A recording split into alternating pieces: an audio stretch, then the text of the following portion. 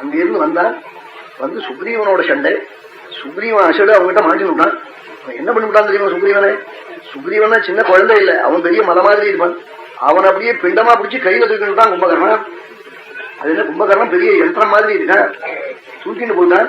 அனுமார் பார்த்தார், சுக்ரீவனுக்கு இப்ப பிரஜை இல்லை, நான் போய் காப்பாத்தினா ரொம்ப வருத்தப்படுவான் சுக்ரீவன். அவன் சக்தி கடைசியில வந்துடுவான்னு தீர்மானம் பண்ணிவிட்டான். ராஜ வீதியில வானர வெள்ளத்துக்கு நாயகனான சுக்ரீவனை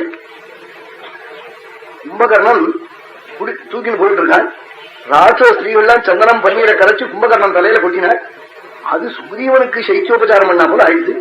அவன் மேல விழுந்து கண்ணை திறந்து பார்த்தான். ராஜ வீதியில கும்பகர்ணன் கையில இருக்கும்னு பிரஜை வந்தது. பிரஜை வந்ததை காட்டிக்கல. நல்ல பிரஜை வந்து நல்லா மூச்சு பிச்சு விட ஆரம்பிச்ச உடனே அவன் கையில குழந்தை வச்சுட்டு அப்புறம் வச்சுட்டு இருக்கான்.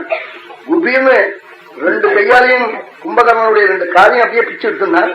வாயால மூக்க அப்படியே கடிச்சு ஒரு பெரிய மலையுடைய சிகரம் மாதிரி எடுத்து ராமங்கிட்ட வந்து குதிச்சான். சுவாமி சுக்ரீவன் வந்தது கூட சந்தோஷப்படல. என்ன வாயில ஒரு பெரிய பிண்டம், கையில ஒரு வச்சிருக்கே ரத்தம் கொடுத்தது என்னன்னு காட்டான். கும்பகர்ணன் காலும் மூக்கும்.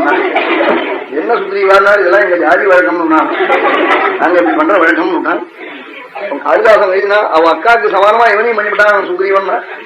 அவன் அக்கா சூப்பன கேள்வியா, அவ காரும் மூக்கும் போறா போல போயிட்டுன்னு எழுதினா காளிதாசன் ராமாயணத்துல. உடனே கும்பகர்ணன் திரும்பி வந்து சுவாமி வந்து கும்பகர்ணன் வகம் பண்ணினார்.